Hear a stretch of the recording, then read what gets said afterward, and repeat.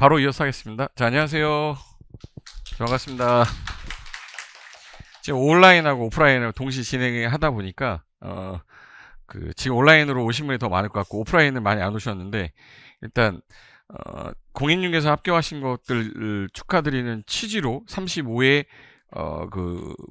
에커스 합격자분들이 너무 오셔야 되는데 많이 참여를 했는지 안 했는지 모르겠어요. 그래서 기존에 제가 에커스 1기 강의를 했었거든요. 1기. 그러니까 12년 전에 강의했었는데 그 12년 전에 그때는 이렇게 인테리어가 잘 돼 있거나 이러지 않았었어요.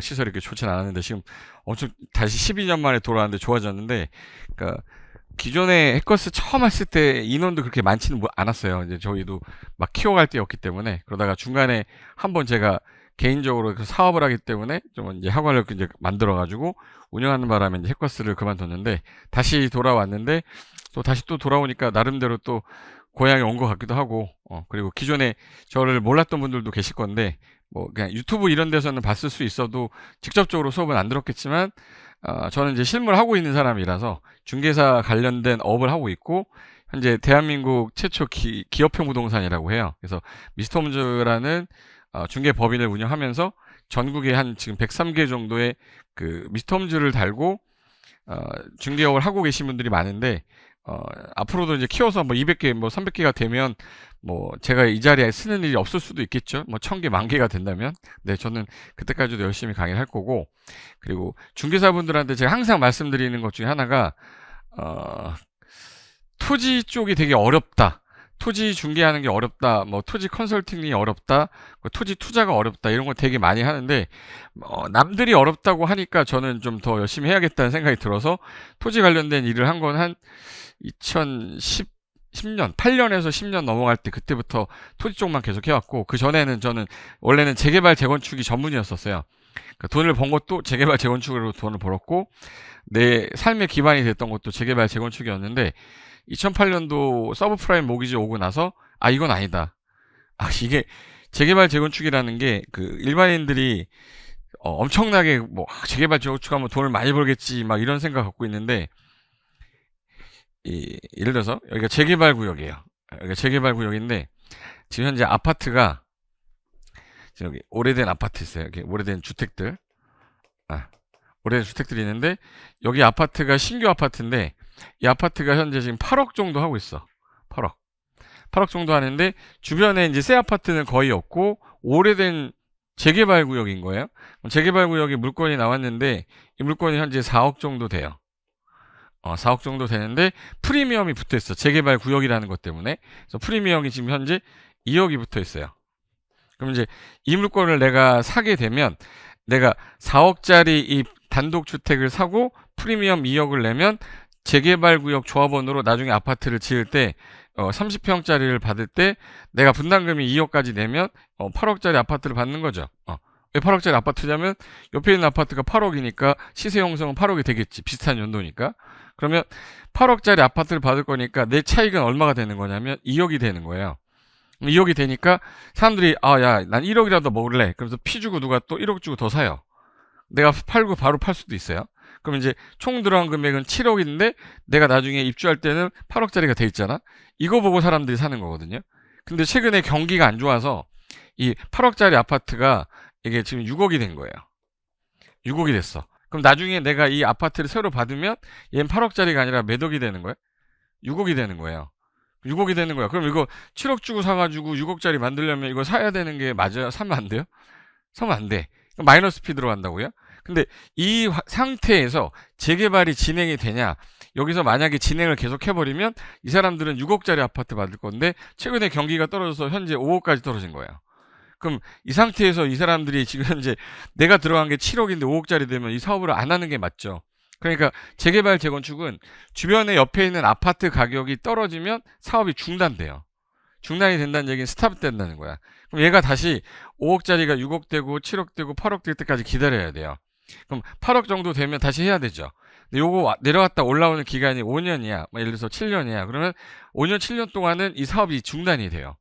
제가 2004년, 5년도에 재개발구역 부가현 뉴타운의 1-3구역 재개발구역 조합원이었거든요. 근데 2008년도에 서프라임 모기지가 왔어요. 조합설 인가돼서 막 진행하려고 그랬는데 서프라임 모기지 오면서 주변에 부동산 가격이 막 떨어졌잖아. 그러니까 재개발이 진행될 수가 없는 거야. 스탑을 해가지고 2013년, 14년까지 부동산 하락 시장이었는데 박근혜 정부에서 어떻게 살려보겠다고 세금 관련된 거 이거 다 규제 완화하면서 2014년도에 바닥이다 해가지고 다시 상승했거든요. 그때 1-3구역이 그때 다시 들어갔어요. 그래가지고 관리처분 인가 받을 때 이게 2015년도에 관리처분 인가 받아서 17년도에 다 입주했거든요. 근데 그때 당시 아파트가 지금은 18억 정도 하죠. 18억 정도 하는데 그때는 10억에도 거래가 안 됐었다고. 근데 지금 서울 2016년, 17년, 18년 동안 서울 집값 올라갔잖아요. 그러면 그 상황에서는 재개발 재건축을 해야 되는데 이게 2008년부터 2015년도까지는 스탑이었단 말이야. 근데 나는 재개발 재건축으로 실무 강의하고 먹고 살던 사람인데 이거를 7년 8년을 기다릴 수 없잖아요. 그래서 저는 그때 뭐 했냐면 나는 무조건 다시 토지로 가야겠다. 원래 내 전공이 토지라고 생각했기 때문에 토지로 넘어왔는데 토지는 굴곡이 없었어요. 그렇기 때문에 토지를 내가 만약에 한다 그러면 어디서부터 뭘 알아야 되냐인데 토지를 투자를 하려는 목적도 있겠지만 내가 중개를 하는 목적도 있고 나중에 컨설팅도 하게 될 거야. 근데 이 토지 어때요? 라고 물어보면 대부분의 중개사분들이 나도 몰라요. 이걸 설명을 해야 되는데 어떻게 설명해야 될지는 뭐 공법 시간에 배운 건 있죠. 뭐 용도지역 건폐율은 외운 건 있어. 근데 그거 가지고 이 사람들한테는 어필이 안 돼요. 그러려면 내가 투자자 입장으로 투자를 해보고 이런 목적 때문에 이 사람이 투자하는 거니까 이게 가장 적절한 토지겠구나라는 거를 판단해서 그들한테 소개를 시켜줘야 되는 건데 투자자 마인드가 없는 사람은 계약서만 쓰고 싶어 하는 거야.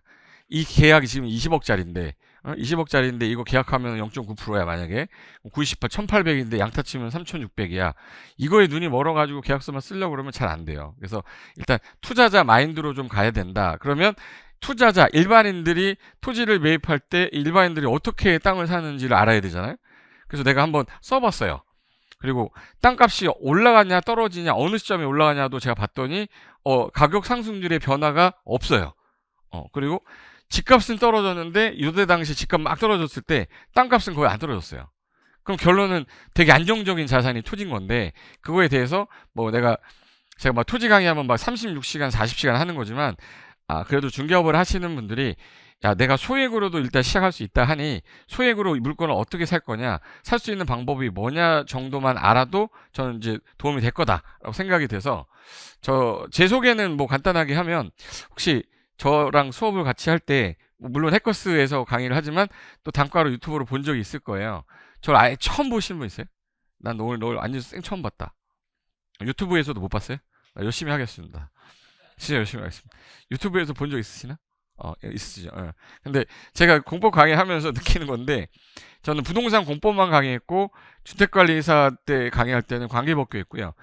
지금 감정평가사 쪽은 스카라고 하는 데서 부동산 주택 관리 관계 법규라는 과목 하거든요. 이게 다 공법이에요.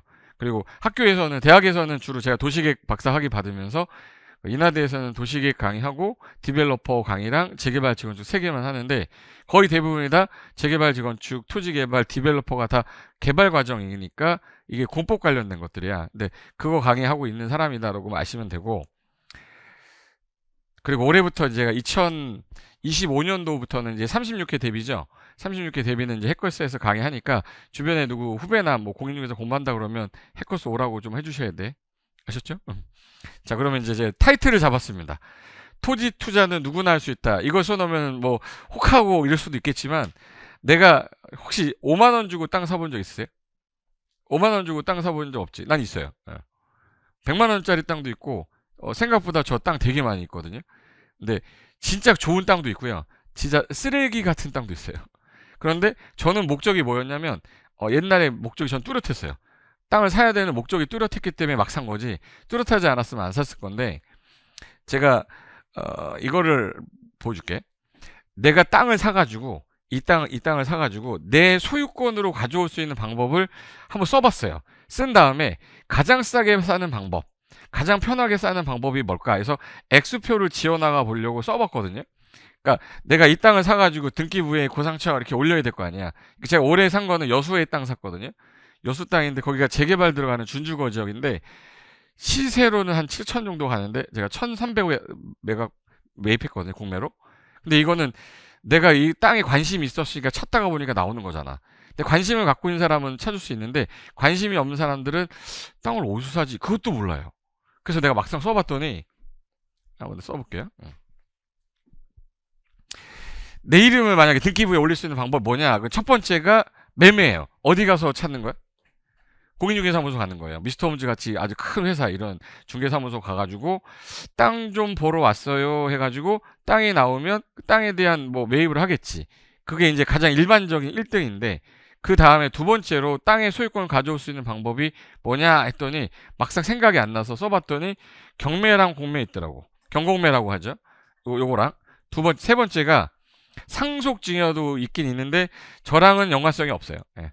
뭐 상속증여를 받아가지고 땅을 누가 나한테 증여하겠어요. 미친 거 아니면 안 주겠지. 예. 그러니까 상속증여도 있긴 있겠다. 그리고 네 번째가 지인이라고 해서 제가 이제 되게 많이 들었던 얘기 중에 하나가 대부분이 다 역삼동에서 걸렸어요. 역삼동에 가면 큰 대로변 뒤편에 가면 이면도로 쪽에 좀 새 건물인데 2층이나 3층에 중개사무소 부동산 관련된 한 데가 되게 많아요. 우리 그걸 뭐라고 그러죠? 기획부동산이에요. 근데 기획부동산이 좋은 기획부동산도 많아요. 근데 저는 기획부동산 강의를 한번 해봤는데 언제 해봤냐면 제 아는 제자분이 전화가 와서 어느 지역인데 그때 평택 지역 관련돼 가지고 한 세미나를 1시간만 좀 해달라 하길래 제가 시간이 안 돼 가지고 못할 것 같은데요 했더니 그럼 점심시간 때 잠깐만 와서 해주시라는 거야. 그래서 알겠다 했더니 페이 얘기를 할 거 아니에요. 근데 제가 일반적으로 받는 페이보다 상당히 높게 부르는 거예요. 이거 뭐 모든 일을 제치고 가야 될 거 아니에요. 그래서 이제 뭐 그때 1시간 강의인데 300 준다고 그랬으니까 보통 우리가 100만 원 정도 선의해서 플러스 마이너스인데 300이면은 괜찮은 거 아니야. 그래서 알았어 할게요 하고 갔는데 이상하게 역삼역에 내렸는데 이 느낌이 약간 쎄한 거야. 그래서 쭉 갔는데 2층이라는 거예요. 또 올라갔더니 지도가 막 있어요. 올라가는 계단에 지도가 있고 되게 삐까뻔쩍한 무슨 명패 같은 게 막 있어요. 그리고 이제 테이블이 여러 개가 있는데 사람들이 되게 많이 앉아 있어. 옆에 강당 같은 게 하나 있어요. 이제 거기서 이제 강의를 하는 건데 느낌이 이거 기획부동산인가? 느낌이 왔어. 그래서 전에 강의 누가 했냐 했더니 고종환 선생님이 했다는 거예요. 고종환 선배님이 했다는 얘기니까 그 형님이 강의할 정도면 그래도 난 좀 믿고 하려고 했는데 아무리 봐도 좀 이게 이상한 느낌이. 그래서 주제를 왜 평택 잡았냐 했더니 평택당 관련 설명을 하고 평택당 분양을 하려는 거였어. 그냥 내가 이거에 하게 되면 문제가 나중에 생길까봐 죄송하다고 저는 이런 강의 못한다고 하고 왔거든요. 근데 그때 제가 나오면서도 여기 앉아가지고 누가 설명을 하면서 앉아서 막 되게 가까이 옆에 앉아가지고 이렇게 바로 옆에 앉아가지고 땅 보여주면서 칼라로 된 어떤 사진을 보여주더라고. 그러면서 계약서 막 쓰려고 준비하고 있더라고. 저는 그걸 봤어요. 뭐 이제 적은 금액으로 사가지고 나중에 비싼 금액으로 팔겠다 뭐 이런 거 하는 것 같아. 그래서 여기 지역 가서 살 때 좋은 땅도 있을 수 있어요. 근데 기획부동산이 노리는 거는 엄청난 소액으로 사서 비싸게 파는 거기 때문에 수익이 나려면 한참 걸려요. 10년, 20년이 걸려요. 예. 그렇다고 수익이 없는 건 아니지만 오늘 산 다음에 50년 뒤에 팔아야 수익이 나오는 경우도 많기 때문에 이런 것들은 하면 안 돼요. 그래서 이거 말고 또 소유권을 가져올 수 있는 방법이 있을까? 그래서 또 써봤는데 없더라고. 이게 전부야. 그럼 여기서 나랑 관련 없는 걸 지워야 돼요. 그래서 상속증여는 여러분 관련 없죠. 그 다음에 지인, 그러니까 여지껏 나한테 누가 땅을 사라고 왔다. 그러면 어떤 걸 줬냐? 그러면 쓰레기를 나한테 줬고 나라고 해야 돼요. 좋은 땅이면 선수들이 다 가져가요. 이렇게 좋은 땅이 싸게 나왔어? 가져가야죠. 나한테 기회가 올 때는 남들이 안 보고 걸려서 진짜 오랜만에 나한테 왔는데 옆 사람은 야 이거 너무 좋은 땅인데 나는 사고 싶은데 돈이 없어. 근데 너 최근에 뭐 돈이 좀 생겼다며 사봐. 이러면 이제 귀가 혹해요. 그래서 사는 경우 제외하고는 얘는 살 일이 없습니다. 그럼 결론은 더 없어요. 결론은 딱 두 가지로 남는데 그럼 내가 앞으로 땅을 살 수 있는 거는 중개사무소 가는 거야. 그래서 여러분이 중개업을 하시니까 토지 중개를 하려면 중개사무소 찾아가잖아요. 그럼 일반인들이 찾아가면 저 땅 좀 보여주세요 했는데 땅 있어요? 없잖아. 중개사무소에서 땅을 다루지 않는데 아파트 단지 있으면 땅 안 하잖아요 거의. 그러니까 이 사람들은 여기 갔다가 실망하고 딴 데 갔더니 없어. 그러니까 결론은 어쩔 수 없이 어디로 가요? 기부동산 갑니다. 아니면 공부 좀 해가지고 어디로 가는 거예요? 경공매로 가는 거야. 그래서 중개사는 무조건 경공매는 기본이 베이스가 무조건 돼야 된다고 저는 생각하고 있는 사람인데, 제가 처음 토지 경매한 게 2002년부터 했거든요. 2002년부터 이제 땅 보러 다니면서 막 했는데, 결론적으로 봤을 때 땅은 제가 여지껏 낙찰받았던 게 한 개도 가격이 떨어진 게 없어요. 물론 못 팔고도 있어. 아무도 안 사니까. 근데 공시가는 올랐단 말이에요, 시세랑. 그죠? 쓰레기도 있단 말이에요. 근데 되게 비싼 것들은 보통 우리가 투자를 할 때 야구 선수에 비교하는데, 야구 선수가, 우리나라 제일 잘 나간 야구 선수가 몇 할 때 타자인지 아세요? 3할 때 타자야. 10번 출루해가지고 3번 안타 치면 대한민국에서 제일 잘 안타 치는 우리 야구 선수가 되는 거예요. 근데 토지는 10개 중에 하나 터지면 나머지 9개의 값은 나와. 그러니까 9개는 공짜가 되는 거지. 그러니까 토지는 한 개만 터지면 돼. 1할만 치면 되거든요. 그래서 내가 이거를 궁금해가지고 하나를 더 써봤어요. 더 없어가지고. 혹시 그 GPT라고 아세요? GPT? GPT. 챗 GPT라고.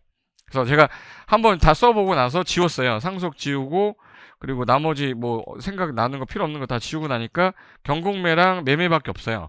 그러면 요거 제외하고 더 있을까가 없어서 제가 궁금해가지고 챗 GPT라는 애 있죠. 걔한테 제가 29,000원짜리 유료 쓰거든요. 거기다 질문을 했어. 뭐라고 질문했냐면, 자, 토지의 소유권을 가지고 오는 방법이 무엇이 있을지 자세하게 알려줘. 이렇게 엔터 치면 얘가 정보 다 불러다가 해주잖아요. 그럼 여기 얘가 한 거 보시면, 보세요. 토지의 소유권을 취득하는 방법은 다양하며, 얘가 답변 준 거예요. 주로 법률적 절차에 따라 이루어집니다. 여기에는 몇 가지 주요 방법이 있습니다. 라고 해서 얘가 7가지 답을 줬거든요.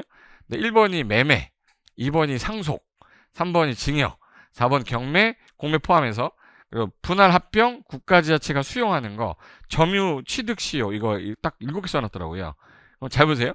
점유 취득이라는 게 상식적으로 평온 공연하게 내 땅인 줄 알고 20년간 소유의 의사로 하면 등기실 수 있다며. 그럼 도라이지 그거. 남의 땅을 지 땅인 줄 알면 도라이 아니에요? 그러니까 이건 있을 일이 없잖아. 이거 우리가 수용할 일 없고, 분할해서 소유권 가져올 수도 있고 합병해 살 수도 있어. 그건 중요하지 않아. 그럼 결론적으로 나는 상속증이 아니네. 얘도 마찬가지요. 답이 이거 없어요. 매매 아니면 뭐예요? 경매야. 결론은 토지 가져올 수 있는 방법은 매매, 경매밖에 없기 때문에, 어떤 사람들이 땅을 샀다 그러면 경매로 샀냐 매매로 샀냐 이렇게 물어보지, 상속 받았니? 이러지 않아요. 그러니까 딱 2가지밖에 없더라. 이걸 챗 GPT 4로 제가 봤을 때였고요. 4.0이라고 하는 더 좋은 걸로 제가 봤거든요. 4.0이면 돈이 좀 더 비싸요. 4.0에도 똑같이 토지 소유권을 가지고 오는 방법이 무엇이 있을지 자세하게 알려줘 했더니, 얘도 근데 얘는 좀 업데이트 돼가지고, 매매로 하는데 이 절차를 거칩니다. 상속인데 이 절차입니다. 사망, 상속 절차, 이전 등기하면 됩니다. 증여, 수용, 그 다음에 경매, 기타 방법, 취득 시효, 합병 똑같죠. 달라진 게 없어. 업데이트 돼도 얘 아니잖아. 경매 아니면 매매밖에 없어요. 결론은 우리나라에서 토지 소유권 가져오는 방법은 2가지구나. 매매하고 뭐예요? 경매. 결론은 이제 땅 사려면 중개사무소 가든가 아니면 경공매 물건 취득하거나요. 일반적으로. 그럼 이제 제가 이거를 시작했던 가장 큰 원인이 뭐였냐면, 제가 부동산 취득하게 됐던 원인이, 제가 나이가 생각보다 되게 어린 나이에 강의를 시작했거든요. 이제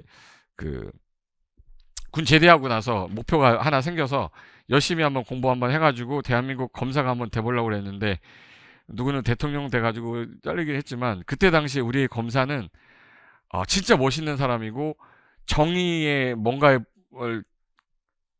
갖고 있는 사람이 신념을 갖고 나라를 지키는 거잖아. 근데 그때는 그게 그렇게 하고 싶어서 이제 고시 공부를 했는데, 이게 2차가 안 되더라고. 이게 처음 받는데 안 돼서 돈이 좀 필요해서 아르바이트를 하기 위해서 제가 어쩔 수 없이 갔던 곳이 잠실 종로 고시학원이라고 있었거든요. 근데 고시학원이라서 나 고시 공부하는 데인 줄 알고 알바를 갔더니 공인중개사 학원이었어요. 그때가 제가 갔을 때가 9회 때였었어요. 9회에서 10회 넘어갈 때. 그래서 10회 때인데, 그때는 시험이, 공인중개사 시험이 뭐로 나왔냐면 한문으로 나왔을 때였어요. 그리고 오지선다가 아니라 사지선다였어요. 그래서 질문 자체가 한문이고 답도 한문을 써야 되는 거야. 그때 9회 10회 때가. 그래서 그때 그 원장님이 자네 뭐 하냐고 그러길래, 지금 군대 갔다 와서 휴학하고 이제 고시 공부하는데 돈이 좀 부족해서 우리 집이 잘 살지는 못하지만 제가 공부하는데 부모님한테 손을 빌리고 싶지 않아서 아르바이트 좀 하러 왔다 했더니, 이분이 너 민법 아냐고 물어보길래, 잘한다고 해야 돼? 모른다고 해야 돼? 잘한다고 해야지. 나는 해야 되니까. 그랬더니 우리 선생님이 두 분이 있는데 장진종 교수님이라고 그때 간평사 쪽에서 유명하신 분이 있었는데 그분이 1타 강사고 2타 강사라고 있는 분이 있었는데 이분이 약간 흔들흔들하고 있을 때였는데 여기 하도 많이 나오니까 교체를 하고 싶었는데 내가 오니까 싸게 얘를 이용해서 한번 해야겠다는 생각을 들으신 것 같아요. 그래서 너 한번 강의해봐라 해서 책을 주셨는데 그때 뭐 민법 공부를 해봤으니까 그래서 민법 책 들고 딱 일주일 동안 신림동에 고시원에 가 있다가 강의하러 딱 시험 강의하러 왔는데 200명을 꽉 채워놨어요. 그 강의장이 400석 들어가고 200석 들어가는 강의장이었어. 잠시 종로가. 근데 처음에 이제 마이크를 딱 잡는데 마이크가 이렇게 떨리더라고. 나도 처음 강의 24살이 뭐 200명 앞에서 언제 강의를 해봤겠어요. 그래서 마이크 잡기 전에 마이크가 막 흔들리면 가슴에다가 이렇게 딱 붙이라는 거야. 나도 처음엔 몰라서 마이크를 여기다 붙였거든요. 하도 떨려서. 그랬더니 안 흔들리는 거야, 진짜로. 근데 1시간 끝나고 나니까 여기에 경직이 왔어요. 그래서 이러고 얘기를 하니까. 근데 그때 민법 선생님들이 거의 나이가 50대, 40대 후반이었고 저는 20대 중반이니까 색다르게 보였던 게 있어가지고 그분들이 끝나고 난 다음에 제가 1시간, 2시간, 3시간 다 하고 나서 마지막 시간에 저 끝에서 한 분이 일어나더니 박수를 막 치는 거예요. 그러니까 이분이 내가 볼 때는 한 몇 년간 하신 그 반장님 같은 느낌이야. 근데 그분이 박수 치니까 그 앞에 있는 사람이 뭐야 같이 치기 막 시하는 거 있죠. 그래서 200명이 막 박수를 치는데 저는 뭐 박수를 얻는 게 중요한 게 아니라 시험 강의니까 다음 주에 개강하는 내 수업을 들어야 나는 페이를 받잖아요. 그래서 나오면서 이제 마지막으로 제가 열심히 해서 여러분 합격에 도움이 됐으면 좋겠습니다. 꼭 강의 들어주셨으면 감사하겠습니다 하고 딱 나오고 딱 가는데 뒤에서 박소리가 나니까 이거 될 것 같은 거예요. 될 것 같아가지고 앉아있는데 갑자기 10분인가 15분인가를 학생들하고 막 얘기하고 오더니 원장님이 하는 말이 자네 학개론 아냐고 그러는 게 부동산 학개론 아니에요. 그래서 학개론이 뭐죠? 그래서 딱 봤더니 경제학이더라고. 당연히 시험범위 있으니까 알지. 그래서 알 수 있다 했더니 그럼 같이 한번 해볼까? 그러는 거야. 그래서 돈을 주는 게 난 더 중요하니까 페이가 중요해서 얼마냐 물어봤더니 하루에 한 번 오전 야간 강의하는데 그때 당시에 120만 원에서 150만 원. 1타 강사가 150, 2타 3타는 100에서 80, 이 정도인데 100만 원만 줘도 나는 지금으로 따지면 20년 전이니까 25년 전이니까 그때 당시에 100만 원이면 되게 센 돈이었었어요. 그래서 알겠다 했더니 또 개론 주더니 갑자기 세법책을 주는 거야. 세법책을 봤더니 세법은 처음 보는 거였어. 그래서 중개사법을 줬는데 중개사법은 좀 뭐 내용 대충 알겠더라고요. 근데 공법은 진짜 뭔 말인지 하나도 모르겠는 거야. 우리 행정법을 배웠지만 행정법 내에서 이렇게 세부적으로 들어가서 배우지 않거든요. 근데 이럴 때 6과목을 너 한번 다 해보길래? 그랬더니 내가 40명을 모을 건데 이 평생 회원반이라고 해서 200만 원씩 받고 합격할 때까지 네가 가위를 해서 하자. 그랬더니 계산해 보니까 이게 40명 반이 있어. 반이 3개짜리인데 거기 40명을 까뜩 채우면은 200만 원이니까 8천만 원이잖아요. 근데 그때 5대5인데 제가 대학생이라 3.3%를 못 돼요. 대학생은 강의를 못 했거든. 그때 학사학위가 없어서. 그래서 이제 강사는 뭐 이게 신림동 고땡땡 강사 이렇게 나갔어요. 이름도 못 나가고.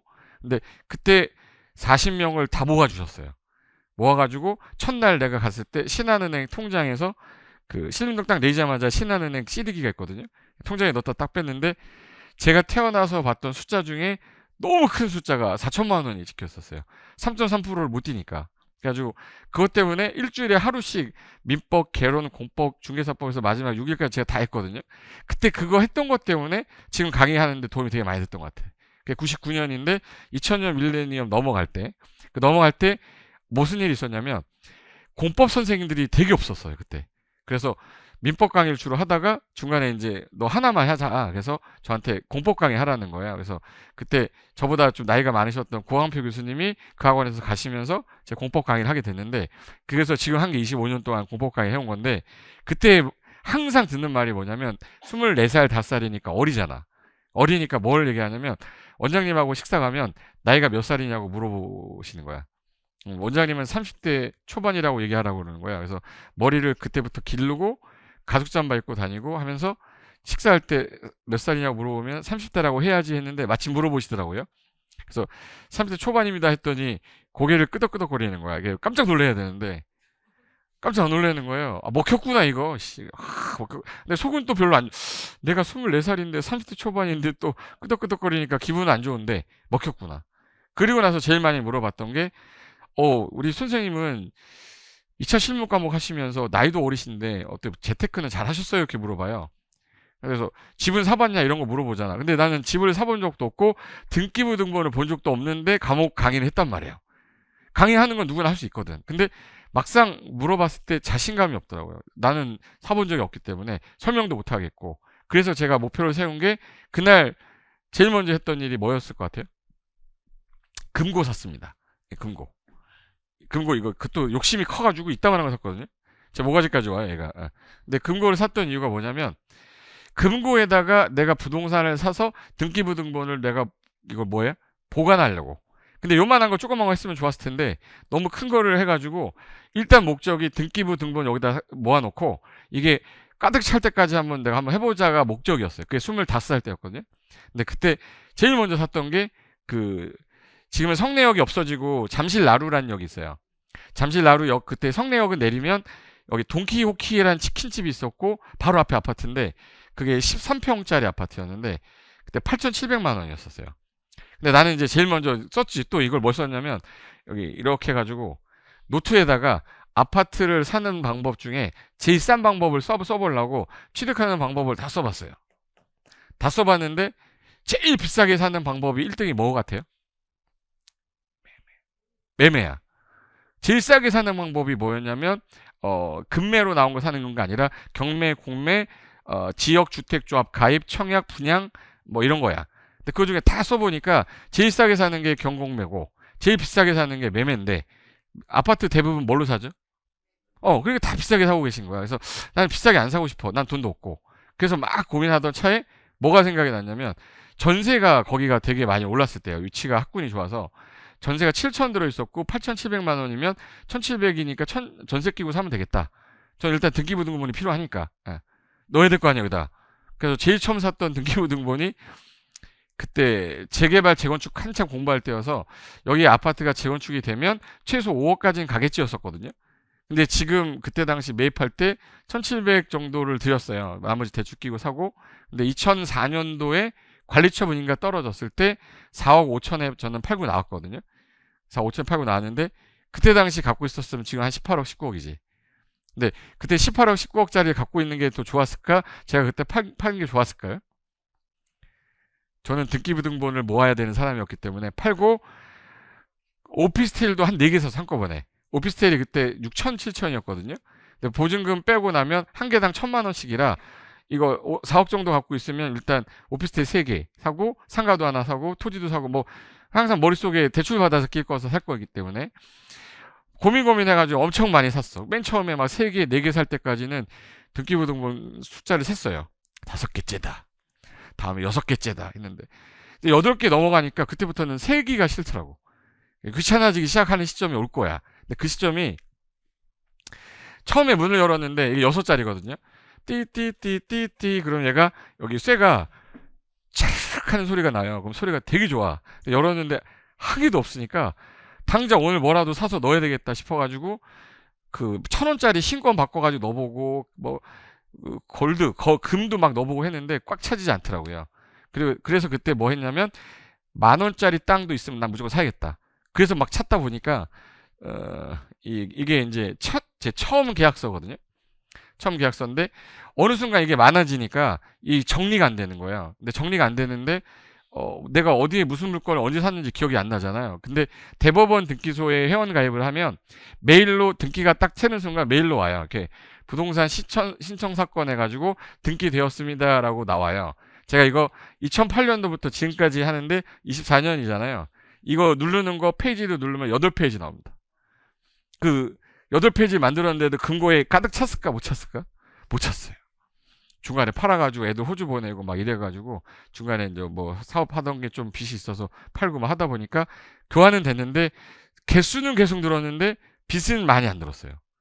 네, 얘가 많이 올라가니까 얘 팔아가지고 빚 갚고 하다 보니까 이렇게 순환하면서 조금씩 쌓인 거야. 그래서 결국에는 가득 채워보려고 했는데 여기는 못 채웠어요. 밑에 칸은 이제 그 임대계약서, 위에는 매매계약서, 그리고 이제 금고같이 뭐 이제 뭐 뭐 시계 뭐 이런 거 다 넣어봤는데 가뜩은 못 채웠는데 목표는 하나 생겼어요. 그때 샀던 땅들이 지금 가격으로 봤을 때 떨어졌냐? 한 개도 떨어진 게 없습니다. 다 올랐어. 근데 그때 평택을 살까 파주를 살까 고민 엄청 하다가 저는 통일이 될 거라고 생각해서 파주 땅을 샀거든요. 헤일이라고. 헤일이 아세요? 그때 2006년도에 4년도 5년도에 헤일이 땅을 샀는데 지금도 제가 거기 갖고 있거든요. 근데 지금 가면 풀은 되게 많이 자라고 있는데 옆에 건물들이 되게 멋있는 걸 되게 많이 지어놨어요. 그래가지고 저는 가만히 있었는데 얘네들이 건물 좋은 걸 치니까 제 땅이 가격이 같이 올랐어. 근데 그때보다 한 7배에서 8배는 오른 것 같아요. 1억 2천 정도 됐던 땅인데 지금은 10억대 넘어가니까. 근데 그때 당시 그거를 안 사고 평택을 샀어야 되는데 저는 통일이 될 거라고 생각했기 때문에 파주 땅을 샀는데 아직도 통일이 안 되는데 평택은 그때 당시에 걔는 한 8배가 아니라 9배도 10배도 더 넘어. 올라가는 상승률이 빠른 거지 얘가 안 오른 건 아니에요. 근데 평택은 빨랐던 거야. 근데 제가 여지껏 샀던 거 중에 속도 제일 빨랐던 게 청량리 가면 제기동이라고 있는데 제기동에 무슨 약방 뒤쪽에 있는 땅인데 경매로 싸게 나왔어요. 이게 70년 정도 된 노후주택이 하나 있었던 땅인데 그거는 사자마자 바로 한 몇 개월 만에 막 오르더라고. 그러니까 제일 많이 오르는 건 서울이야 일단. 근데 서울은 땅 사려면 평균 강남 평균은 지금 현재 평당 3억입니다. 청담동 4억도 가요 지금. 그럼 내가 10억 있어도 2평밖에 못 사. 그러니까 서울은 못 해. 그럼 이제 나는 지방으로 가야지. 근데 지방으로 가는데 얘가 만약에 지금 내가 좀 사서 샀어. 근데 얘가 안 오르냐? 안 오르지 않아. 올라.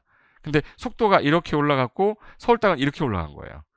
안 오르는 땅은 없다는 거야. 그래서 내가 10년 전에 평택을 샀으면 좀 더 낫을 텐데가 아니라 아 내가 선택을 잘못했다 야. 왜 올랐으니까 후회는 안 되거든요. 떨어졌다 그러면 후회되겠지. 그런데 오늘 내가 집을 땅을 살 수 있는 기회가 있으면 오늘 사야 되는 게 맞아요? 내일 사는 게 맞아요? 오늘 사야죠. 그럼 이 땅을 10년 전에 샀어야 되는 게 맞아요? 오늘 샀어야 되는 게 맞아? 10년 전에 샀어야 돼. 10년 전에 샀어야 되는 게 맞아요? 20년 전에 샀어야 되는 게 맞아? 20년 전이야. 왜 그러냐면 10년이 지나고 나면 그때 살 거 후회하고요. 10년 지나고 나면 10년 전에 살 거 또 후회해. 그럼 오늘 사야 돼요? 10년 뒤에 후회해야 돼? 오늘 사야 돼. 왜? 땅값은 언제가 제일 싼 거예요? 오늘이 제일 싸요. 그래서 이제 그거를 내 머릿속에 넣고 저는 무조건 땅이 나오면 괜찮다. 팔 수 있을 것 같다. 그럼 무조건 전 들어갔는데 볼까? 제가 소액토지를 지금 말씀을 드린 이유는 세상에서 제일 쉬운 일이 뭐 하는 것 같아요? 세상에서 제일 쉬운 일. 땅 사는 거예요. 세상에서 제일 어려운 일이 뭘 것 같아요? 땅 파는 겁니다.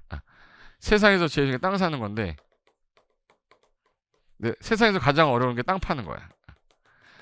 제가 갖고 있는 것 중에 안 팔리는 것도 되게 많아요. 되게 어려운 거야. 너 공법 선생 25년 그렇게 했는데 왜 못 파냐? 쓰레기를 샀거든. 근데 가격을 낮추고 싶진 않아. 낮추면 팔리는 거 확실히 알거든요. 난 손해보기 싫기 때문에 가지고 있으면 되고 죽기 전에 아들한테 주면 되는 거니까 돈이 없어서 내가 힘든 건 아니니까 그래도 요거를 먼저 인식하고 하셔야 돼. 땅 파는 게 어렵다는 얘기는 뒤에 살려는 사람이 없다는 뜻이고 뒷수요가 있다면 사도 되는 거예요. 근데 땅을 사는 사람들이 가장 큰 목적이 뭘 거냐? 제가 다 뒤져봤어요. 땅 왜 삽니까? 이렇게 물어보면 전부 다 농사 지려고 이거 없어요. 전부 다 뭐 하려고 해? 한번 맞춰보세요. 내 선물도 줄 수 있는데 5글자야. 초성입니다. 땅 왜 사? 그랬더니 이렇게 대답하는데 다. 힌트 줘요?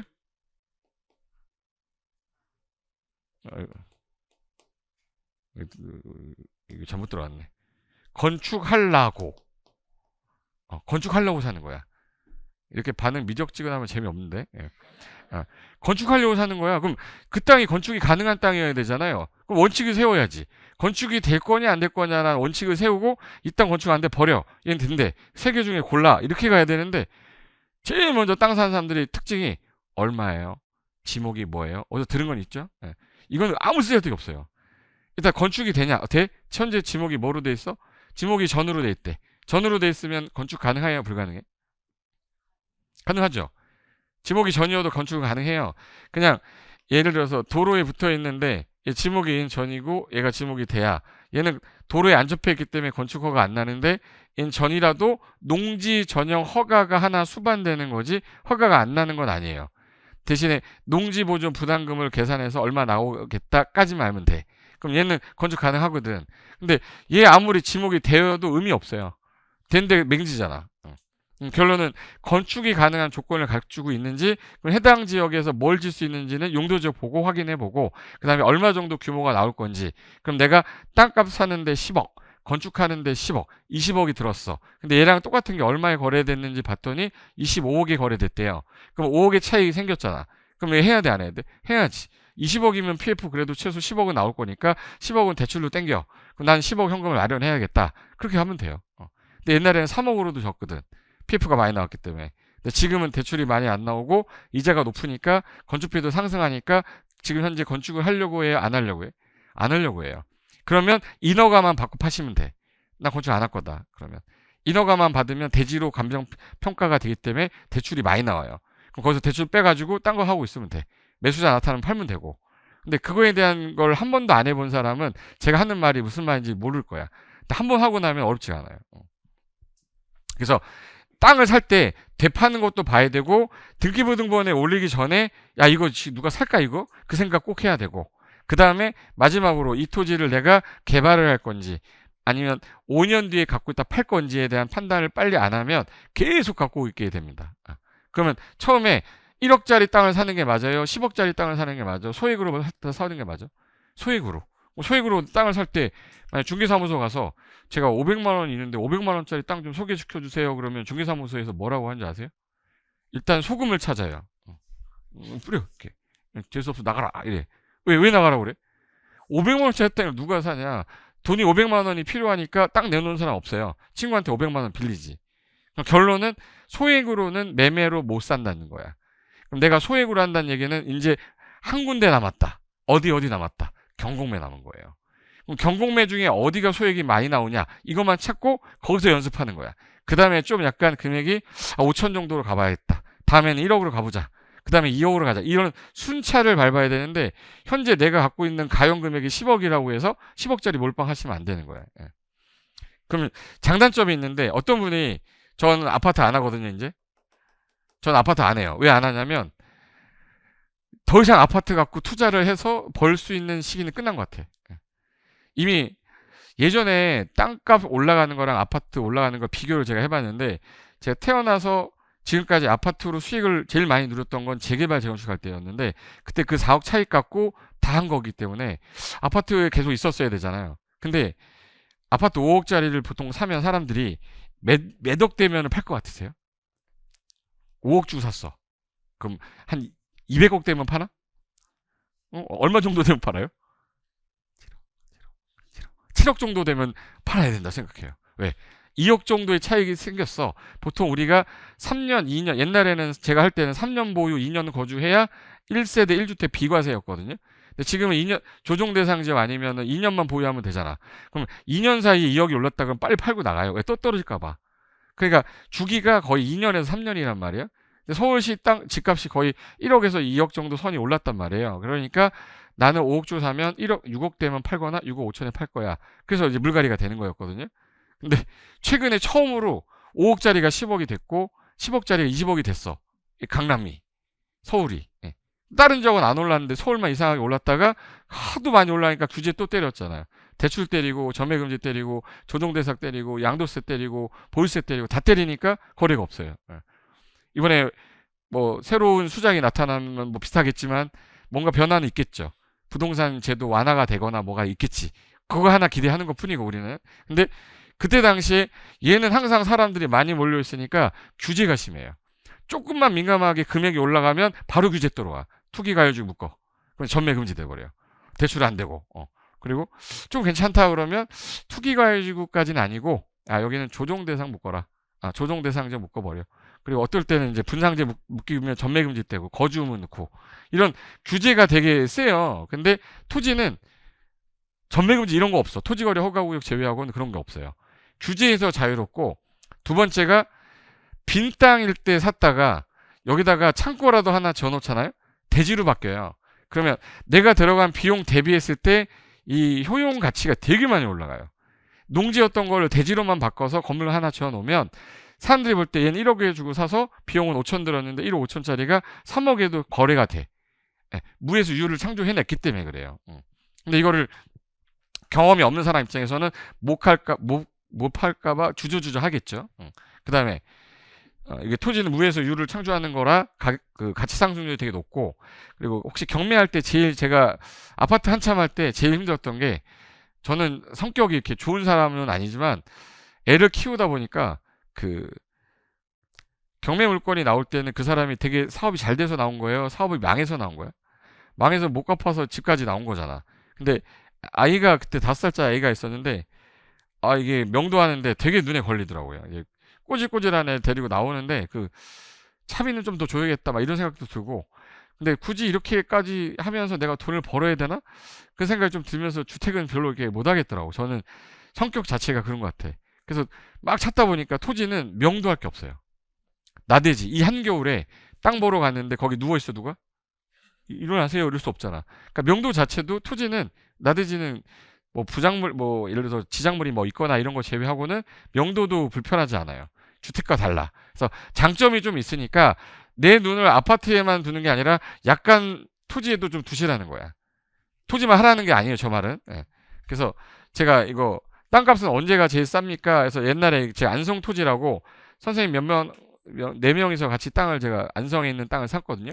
왜 샀냐면 여기다가 토지 스쿨 하려고 그 한 20평 정도 되는 가건물 하나 져가지고 토지학교 만들고 여기 캠프파이어 하면서 좀 쉬려고 샀던 거거든요. 이게 코로나 때 산 거야. 근데 이게 왜 샀냐면 안성맞춤 IC 근처에 있었어요. 근데 서울 세종간 고속도로에서 안성맞춤 IC에서 바로 근처야. 그럼 여기 땅값이 안 오를 수가 없거든. 근데 여기 마지막 세종까지 가는 건데, 구리에서 시작해서 세종까지 가는 건 알죠? 그게 지금 만약에 경부고속도로 타면 2시간 반에서 40분 걸리거든요. 근데 얘가 지금 강남에서 출발했을 때 1시간 40분에서 저 같은 사람이면 20분이면 가거든요. 1시간 20분이면은 서울하고 세종 거리가 어마어마하게 줄어드는 거예요. 그러면 결국에는 여지껏 대한민국의 땅값이 제일 많이 올라간 게 제2경부고속도로인데, 제2경부가 중부 옆에 또 생긴단 말이에요, 가운데. 그럼 여기는 토지 가격 상승률 더 높을 거 아니냐. 경부고속도로 라인이 3,100가 올랐거든요. 아까 아파트 2배 올랐댔어요? 아까 2배 안 올랐어? 2배 안 올랐는데 얘는 3,000배 얘기하고 있잖아. 그러니까 결론은 묻어두면 되는 곳이니까 일단 IC 주변에 있는 땅 찾다가 보니까 나온 거였었어요. 그래서 그때 총 들어간 금액이 평당 100만 원, 80만 원인가 그랬거든, 평당. 근데 지금 매각 금액이 거래된 게 300만 원이 넘어요. 그럼 그때 샀어야 돼, 지금 샀어야 돼? 코로나 때 샀어야지. 땅값은 언제가 제일 싸다고요? 오늘이 제일 싼 거야. 그래서 오늘 가실 때 꼭 하나 할 일이 있어요. 제일 먼저 해야 될 일이 뭐예요? 땅 사는 거야. 땅 사려면 뭐부터 해야 돼요? 금고 사야 돼. 저같이 큰 거 사가지고 이삿짐 센터 아저씨가 맨날 이사할 때마다 도대체 이걸 왜 혼자 개인이 갖고 있냐 해서, 아니요, 갖고 싶어서 샀다고. 근데 2명이서 드는데 낑낑대는 거예요. 근데 그거 사지 말고 한 요 정도 되면 한 170만 원이면 좋은 거 사거든요. 거기다가 내가 올해는 한 10개를 한번 넣어보겠다라는 마음을 갖고 오늘부터 당장 사야 돼. 근데 살 곳이 어디밖에 없다고 그랬어요? 중개사무소 아니면 경공매야. 그럼 중개사무소에 없을 거 아니냐? 그럼 나 어디 가야 돼요? 경공매야. 그럼 경매 공매 사이트 가야죠. 이게 우리나라 경실련이라고, 현재 우리나라 토지 가격이 어느 정도씩 매년 상승했냐, 다 우상향이죠. 땅 가격이 내려갔다 올라간 적은 없어요. 아파트는 이랬다 이래서 우상향은 맞아. 내려가는 게 있고 올라가는 게 있는 거잖아요. 토지는 떨어진 적이 없는 거야. 공시가 기준차 받았을 때. 그래서 내일이면 늦는다라는 말을 쓰는 거는 이제부터, 오늘부터 내가 땅을 사야 된다. 그럼 나는 중개사무소 현재 좋은 물건이 나와 있으면 그때 가서 사보고, 그 전에 경매나 공매로 땅을 사보겠다.